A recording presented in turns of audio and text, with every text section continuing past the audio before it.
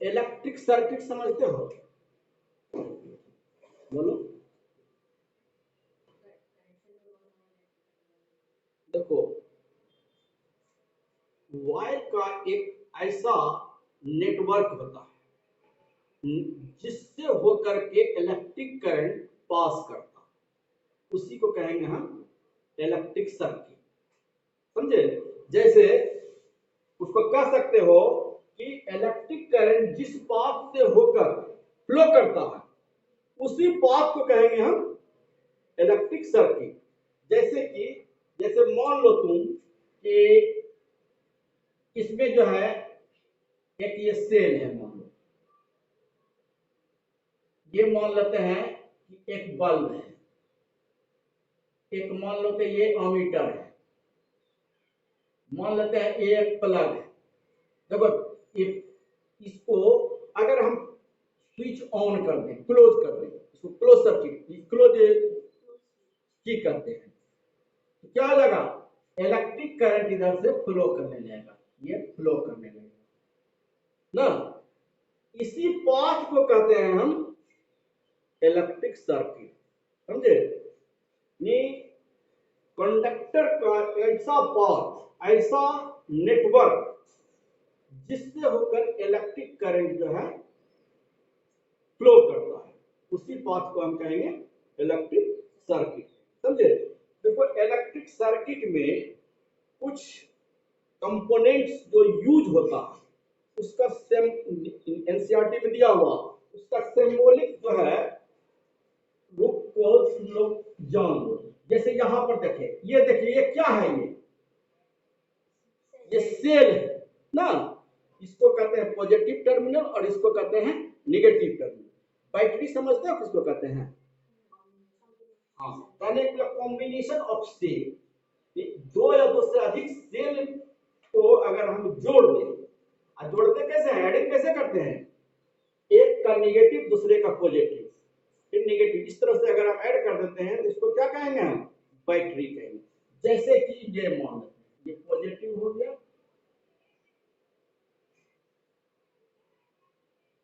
ये हो गया तुम्हारा क्या, बैटरी हो गया, ये कॉम्बिनेशन ऑफ सेल। ठीक है? अभी यहाँ पर प्लग दिखाए हैं, प्लग को हम ऐसे यूज करते हैं और ऐसे यूज करते हैं, दोनों में क्या डिफरेंस है? ये क्या है? ओपन मतलब ये ओपन, क्या ओपन बोलो ना, क्या है? हाँ, ओपन। ये क्लोज स्विच मतलब क्या, जैसे स्विच ऑन, इसमें करंट पास करे, और ओपन स्विच का मतलब क्या हो गया, करंट पास नहीं, ये ऑफ। ठीक है? देखो, और इसमें ये सिंबल दिया हुआ रहेगा, इसको क्या बोलते हैं? रेजिस्टेंस बोलते हैं। क्या बोलेंगे इसको हम? रेजिस्टेंस। और ये जो रेजिस्टेंस हो गया, ये कांस्टेंट रेजिस्टेंस कहलाया। समझे? एक रेजिस्टेंस होता है वेरिएबल रेजिस्टेंस, एक कांस्टेंट रेजिस्टेंस। इसी को अगर तुम इस तरह से यूज कर दो, ये कहलाएगा वेरिएबल रेजिस्टेंस। आगे पढ़ाएंगे ओम्स लॉ में तुमको कि जैसे ये सर्किट हो गया, मान लो, तो रेजिस्टेंस जो है वायर के लेंथ पर भी डिपेंड करता है। अगर इसको खिसका करके हम यहां डाल दें, लेंथ बढ़ गया तो रेजिस्टेंस चेंज कर देगा। अगर यहां जो है इसको खिसका करके यहां दे दें तो रेजिस्टेंस क्या हो जाएगा, लेंथ घट गया रेजिस्टेंस का, सर्किट में घट गया, क्या हो जाएगा यार, रेजिस्टेंस चेंज कर देगा। तो इस सिंबल रहेगा इसका, या ऐसा भी रहता है इस तरह से, ये कहलाता है वेरिएबल रेजिस्टेंस। ठीक है? और कुछ सिंबल है, देख लो इसको।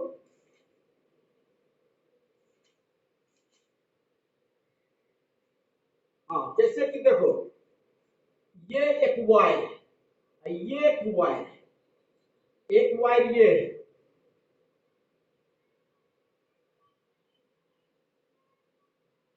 ये दोनों वायर में क्या डिफरेंस है, समझ रहे हो? जानते हो इसमें क्या डिफरेंस है? देखो, ये दोनों में क्या है, ये वायर है, मतलब एक वायर को दूसरे वायर के पास जो है हम ये ज्वाइन कर दिए। ये नीचे वाला जो है एक वायर के से होकर दूसरा वायर क्रॉस करता है लेकिन टच नहीं करता है, ऐसे ऊपर ऊपर चला गया, समझ गए?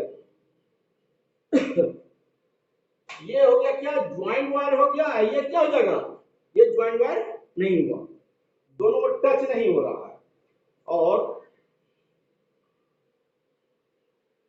यही ये तो इजोनियर अमीटर हो गया, ये वोल्ट मीटर।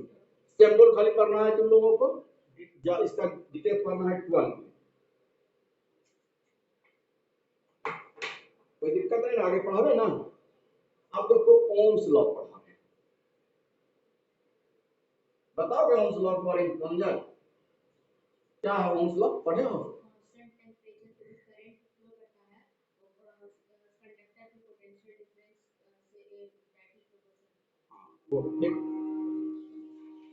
कांस्टेंट टेम्परेचर क्यों बोले, रेजिस्टेंस भी चेंज हो जाता है। क्या होता है, रेजिस्टेंस बढ़ जाता है या घट जाता है टेम्परेचर बढ़ने पर?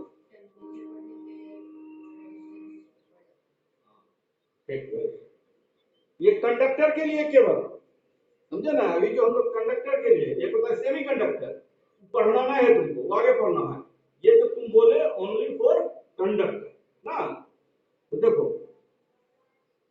एक चीज देखो, अभी जो तुम बोले ओम्स लॉ में कि electric current passing through any conductor is directly proportional to potential difference between ends of conductor, यही ना।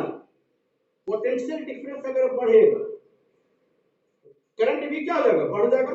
पोटेंशियल डिफरेंस घटेगा तो करंट क्या होगा, घट जाएगा।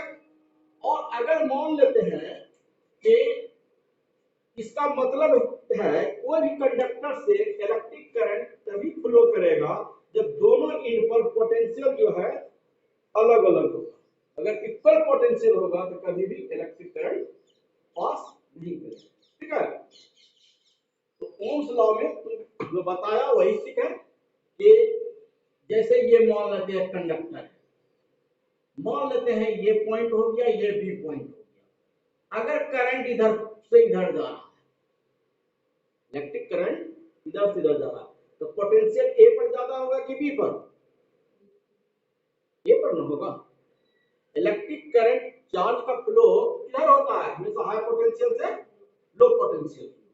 तो इसमें से मान लेते हैं दोनों के बीच का पोटेंशियल डिफरेंस भी है, इसका रेजिस्टेंस मान लेते हैं, ये देखो छोड़ो, इससे करंट आई फ्लो हो रहा है। एट कांस्टेंट टेम्परेचर क्या हो जाएगा, V is directly proportional to I। तो V इक्वल टू क्या हो जाएगा, एक कांस्टेंट देंगे, कांस्टेंट में क्या हो जाएगा, R इंटू I। इस R को क्या बोलते हैं, resistance, resistance of material of conductor ना। ये प्रोपोर्शनलिटी कांस्टेंट है और इसी को कहते हैं हम रेजिस्टेंस का, ठीक है। कभी कभी आता है डिफाइन द टर्म रेजिस्टेंस, ठीक है। क्या है रेजिस्टेंस का डेफिनेशन, बोलो तो।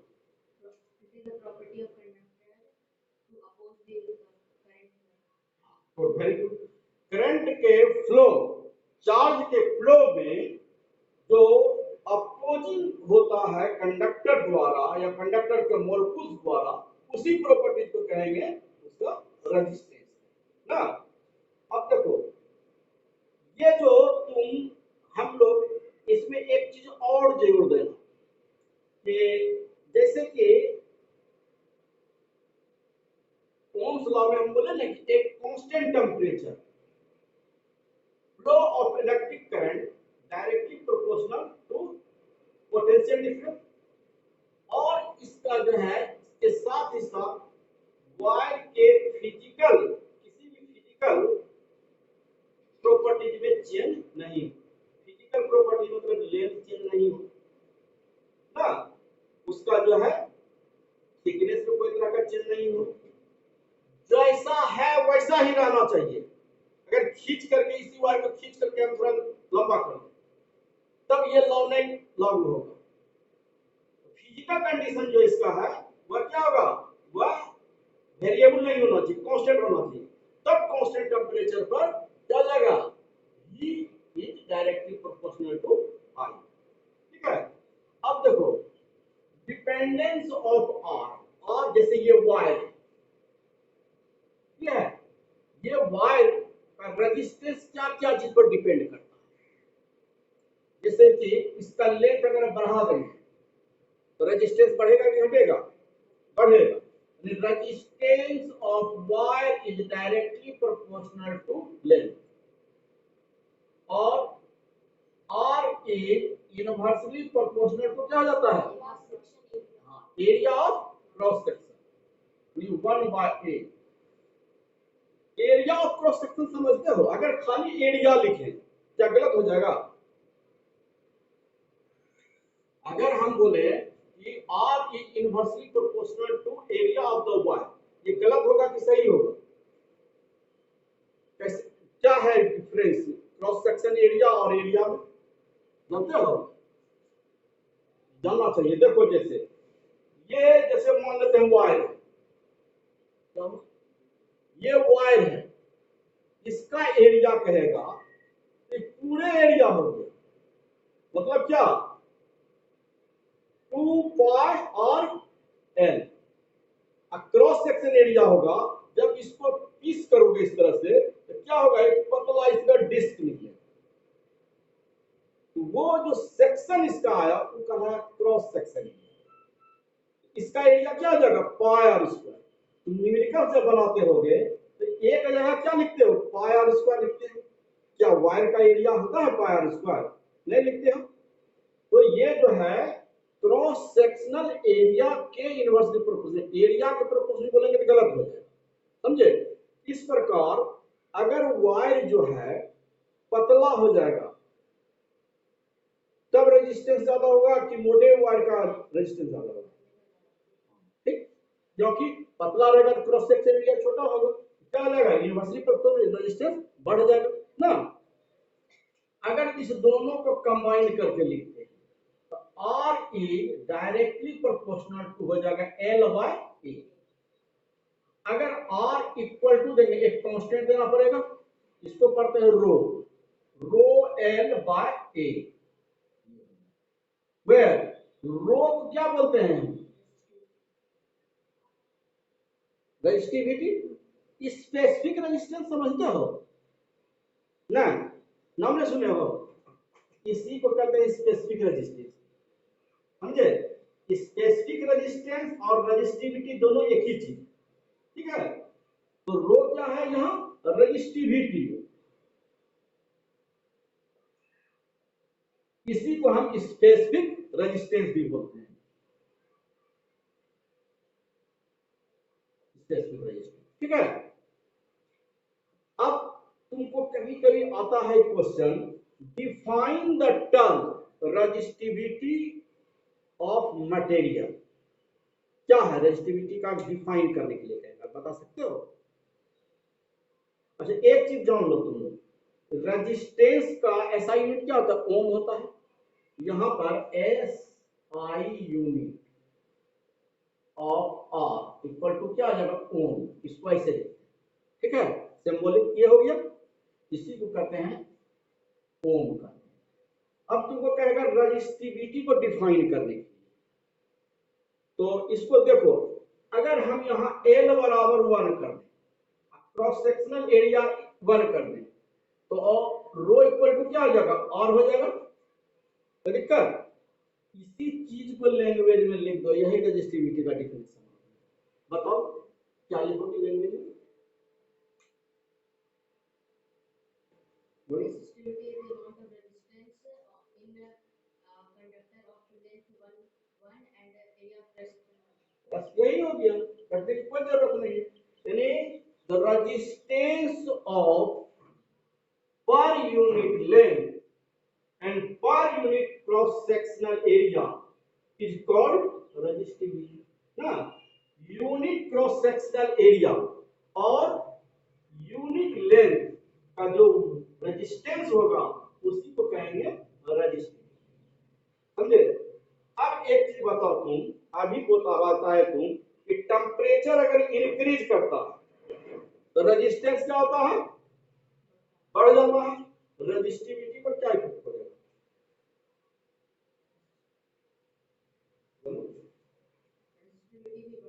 बढ़ जाएगा। सब clear. Graphical representation of Ohm's law बता रहे हैं।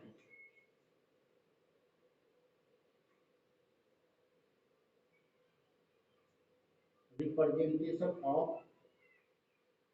ओम्स लॉ, इसमें क्या है, V equal to I R है, और क्या है, कांस्टेंट ना है, तो V by I equal to क्या हो जाएगा, R हो जाएगा। देखो जब दो क्वांटिटी एक दूसरे के प्रोपोर्शनल होगा, डायरेक्टली प्रोपोर्शनल होगा, तो उस दोनों के बीच जो ग्राफ आएगा हमेशा स्ट्रेट लाइन, क्योंकि दोनों का रेशियो कांस्टेंट होना चाहिए। कि दोनों का रेशियो कांस्टेंट तभी होगा जबकि दोनों का जो है बीच का ग्राफ एक स्ट्रेट है। जैसे देखो यहां ये एक्स एक्सिस मान लेते हैं, ये वाई एक्सिस मान लेते हैं, ये मान लेते हैं, इधर मान लेते हैं वोल्ट, इधर मान लेते हैं आई, ये मान लेते हैं 2, ये मान लेते हैं 4, एक पॉइंट ये नहीं,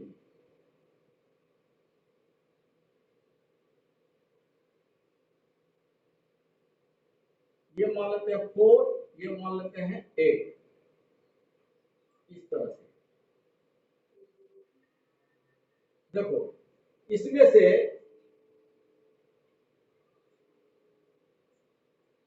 देखो V बाय आई, इसमें से अगर V लेते हैं 2, आई कितना है 4 इक्वल टू 1/2 हो गया। फिर देखो यहां पर के लिए V बराबर लेते हैं 4, आई बराबर कितना लेते हैं 8, क्या हो जाएगा 1/2।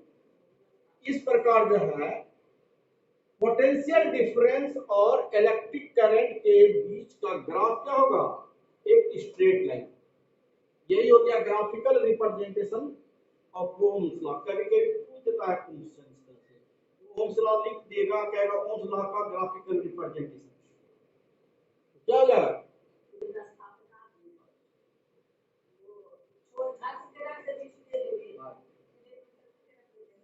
यही हो गया graphical representation.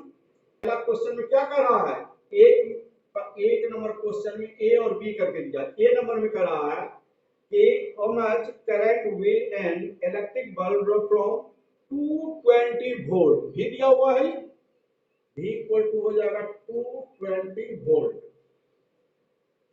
So if the resistance of bulb filament is 1200 volt, देखो रेजिस्टेंस R बराबर क्या हो जाएगा 1200 ओम, तो कह रहा है इसमें I इक्वल टू 1, छोड़ दे बन जाएगा, सिंस V इक्वल टू क्या हो जाएगा I R, therefore I equal to V by R। V का मान कितना है 220, R का मान 12 कितना, जो आएगा वही आंसर हो गया। इसको जब हल करोगे इसका मान आएगा तुमको 0.18 एम्पियर। ठीक है, अब देखो इसी में बी नंबर क्या करता है, इसी क्वेश्चन में, how much current will an electric heater coil draw a 220 volt supply. कहता है कि इसको 220 वोल्ट सप्लाई से अगर जोड़ देते हैं तब कितना करंट इससे लिया जा सकता है। If the resistance of the heater coil is 100 ओम, क्या कह रहा है, हीटर कॉइल से को अगर हम इसी 220 वोल्ट के सप्लाई से जोड़ दें, ठीक है, तो हीटर कॉइल का रेजिस्टेंस कितना है 100 ओम, तब इससे करंट कितना लिया जा सकता है। इसी तरह से बन जाएगा I इक्वल टू क्या हो जाएगा V बाय R हो जाएगा, V का मान 220, ये 100 हो जाएगा। इसको जब हल करोगे इसका मान आएगा तुमको 2.2 एम्पियर। तो दिक्कत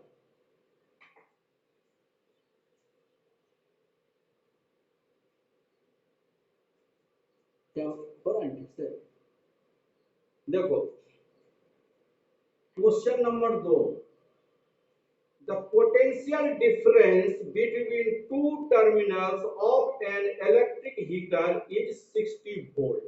क्या दिया है? इलेक्ट्रिक हीटर के दोनों टर्मिनल्स के बीच का पोटेंशियल डिफरेंस दिया कितना है? 60 volt. When it draw a current of 4 ampere from the source, source से कितना एम्पियर करंट ले रहा है? 4 ampere. What current will the heater draw if the potential difference is increased to 120 volt? अब कहता है कि if भी कर देते हैं 60 वोल्ट से बढ़ा के कितना कर देते हैं? 120 वोल्ट. तब कहता है कि करंट कितना हो जाएगा. कैसे बनाएंगे बताओ तो? इस वाले डेटा से आर निकाल लेंगे पहले. आर तो वही रहेगा.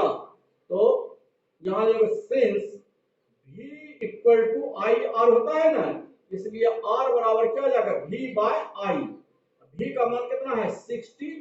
i का मान 4 50 ओम. इतना हो गया. देखो therefore i dash equal to क्या हो जाएगा? v डैश बाय r हो जाएगा. v डैश का मान कितना कर देते हैं? 120 और r का मान कितना है? 15. कितना हो जाएगा? 8.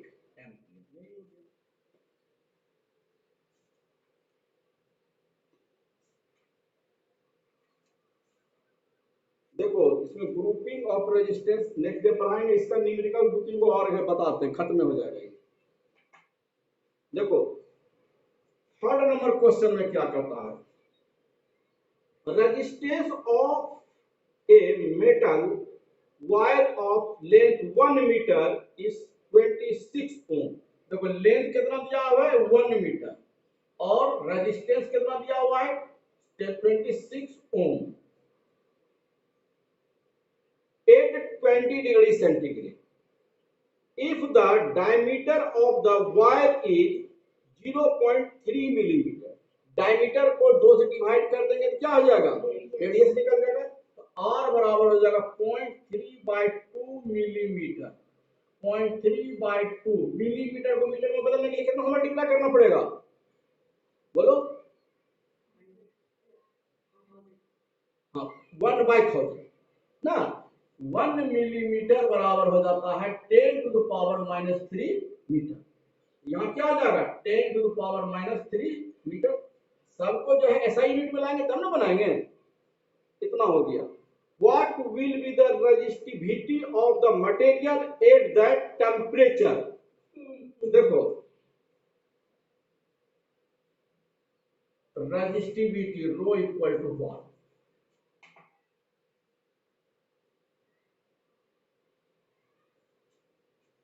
क्या होता है? R equal to rho L by A. तो रो इक्वल टू क्या हो जाएगा? R A by L. R का मान कितना दिया हुआ है? ये 26 26. एरिया क्या हो जाएगा? पाई R square by L. L का मान कितना है? 1 मीटर. ये हो गया. देखो 26 पाई का मान 3.14. आर का मान क्या था? 0.3/2 इंटू 10 टू द पावर -3 के होल स्क्वायर. हल कर लोगे अपने से. हल करोगे तो इसका मान आएगा तुमको 1.84 into 10 to the power -6 ohm metre. देखो रेजिस्टिविटी का ऐसा यूनिट होता है ओम मीटर. कैसे होता है जान लो. यहां से जैसे ये है ना, देखो यहां रो इक्वल टू आर का क्या हो गया? ओम. एरिया का क्या हो जाएगा? Metre square. लेंथ का हो गया मीटर. ये दोनों कैंसिल हो गया. तो रो बराबर क्या हो जाएगा? ओम मीटर. तो रेजिस्टिविटी का ऐसा यूनिट क्या हो गया? ओम मीटर हो गया. देखो एक क्वेश्चन और 4. A wire of given material having length L and area of cross section A has a resistance of 4 ohm. What would be the resistance of another wire of the same material having length L by 2 and area of cross section 2a। देखो material जब same रहेगा तो resistivity भी क्या रहेगा, same रहेगा। इसमें से दिया हुआ है ये wire of given material having length L, L1 बराबर L हो गया और area cross section area A1 बराबर A है ये resistance of 4 ohm, R1 equal to है 4 ओम। अब कहता है what would be the resistance of another wire of the same material. Same material के एक दूसरा वायर का रेजिस्टेंस R2 मान लेते हैं, यही निकालने के लिए कहता है।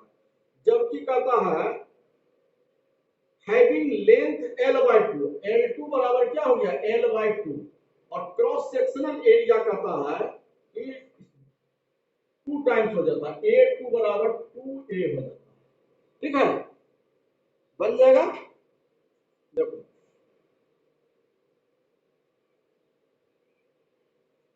सिंस R1 इक्वल टू हो जाएगा रो L1 बाय A1 और R2 इक्वल टू क्या हो जाएगा रो L2 बाय A2।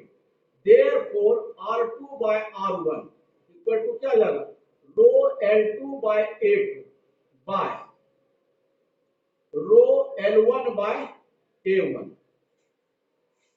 ये रो कैंसिल हो जाएगा। Therefore R2 by R1 equal to क्या हो जाएगा L2 by A2 into A1 by L1। R2 equal to हो जाएगा R1 into L2 by L1। फिर यहाँ हो जाएगा A1 बाय A2। R1 का मान कितना दिया हुआ है 4, L2 का मान कितना है L बाय 2 और L1 का मान कितना है L है।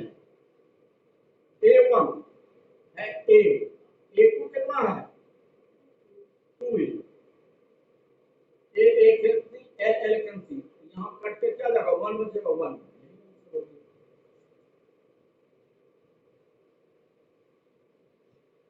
देखो दो और सवाल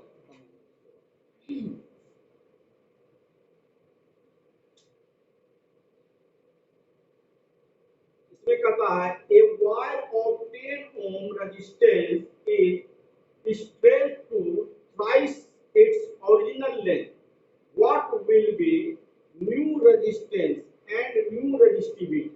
देखो 5 नंबर में क्या करता है a wire of 10 ohm resistance R1 बराबर क्या हो गया 10 ओम। मान लेते हैं कहता है इसका स्ट्रेट टू थ्राइस 3 गुना खींच करके बढ़ा देते हैं। L1 बराबर मान लेते हैं L, तो L2 बराबर क्या हो जाएगा 3L। What will be new resistance, कर रहा है इसका न्यू रेजिस्टेंस। न्यू रेजिस्टेंस मान लो कि R2 यही पूछ रहा है, क्या कोई दिक्कत है? ठीक है, बताओ ये कैसे बनेगा। उसी तरह से बनाएंगे R1 इक्वल टू हो जाएगा रो L1 by A1, R2 equal to हो जाएगा rho L2 by A2। Therefore R2 by R1 equal to क्या हो जाएगा रो L2 बाय A2। इसको डिवाइड करेंगे तो ये हो जाएगा यहाँ A1 by rho L1, row cancel हो गया, बराबर क्या हो जाएगा L2 by L1 into A1 by A2। Therefore R2 equal to हो जाएगा R1 L2, देखो L2 है 3L और L1 है L into A1 by A2। ये L कैंसिल हो गया, R2 बराबर R1 का मान है 10 into 3 into A1 by A2। R2 equal to 30 into A1 by A2। इसको इक्वेशन फर्स्ट मानेंगे। A1 बाय A2 तो नहीं दिया हुआ है, कैसे निकालेंगे। देखो ये नंबर सवाल में जरा से ध्यान देना है। जैसे ये वायर को हम खींच करके लंबा कर, लेंथ बढ़ गया इसका क्या हो जाएगा, डायमीटर डिक्रीज कर देगा। क्या चीज नहीं चेंज करेगा इसका,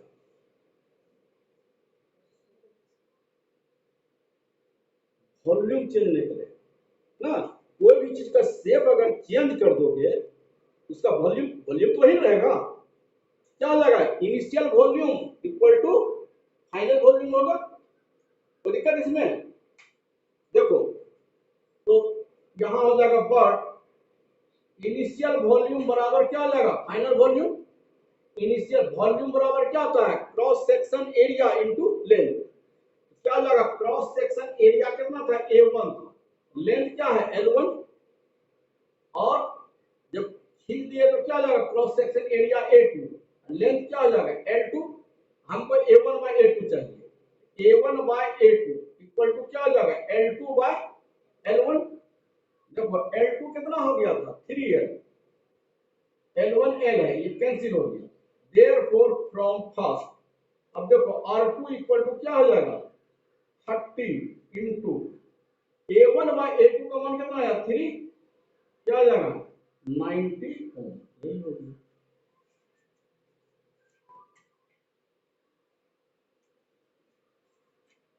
एक last question,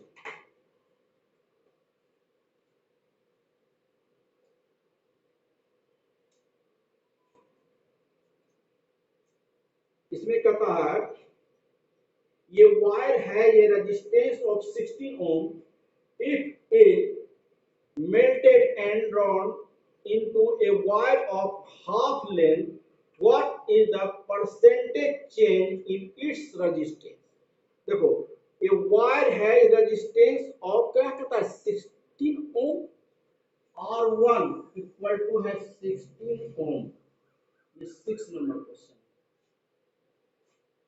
It is melted and drawn into a wire of half length, L1 बराबर कर देते हैं L, तो L2 बराबर क्या होता है L/2 कर देते हैं।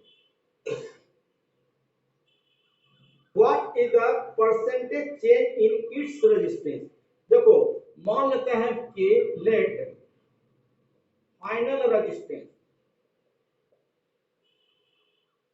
इक्वल टू R2, समझे, तो R2 हो गया तो परसेंटेज चेंज कितना हो जाएगा, therefore percentage change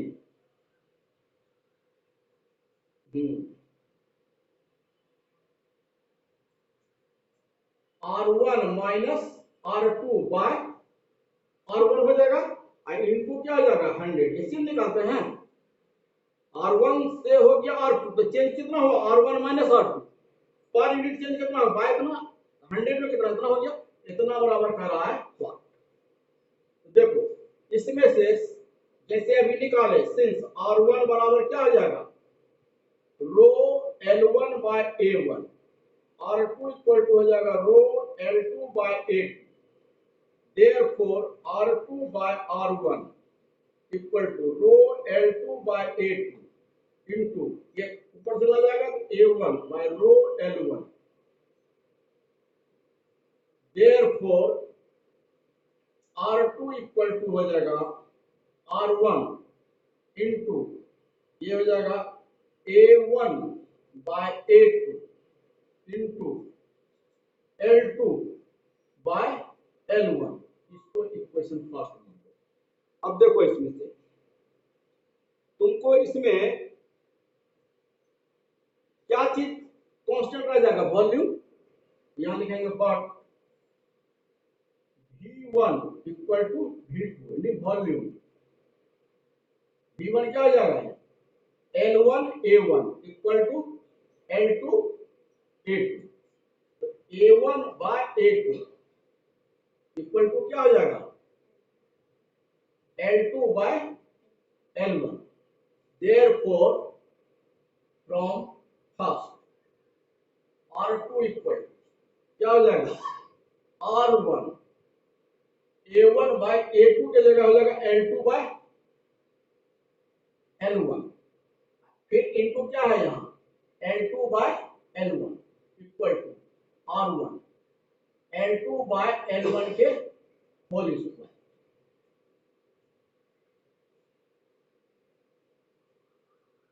equal to R1 का मान 60, L2 का मान L/2, L1 का मान L, ये होल स्क्वायर कैंसिल हो गया, 16 इंटू 1/4, 4 हो गया।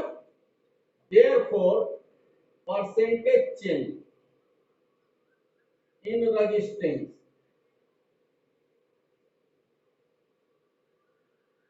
क्या हो जाएगा, R1 minus R2 by R1 into 100 हो गया, बराबर क्या हो जाएगा, यानी R1 का मान कितना है 60, R2 का मान आया 4 और R1 का मान हो गया 16 इंटू 100, बराबर क्या हो जाएगा 12 बाय 16 इंटू 100, 25, बराबर क्या हो जाएगा 75%। दिक्कत समझे।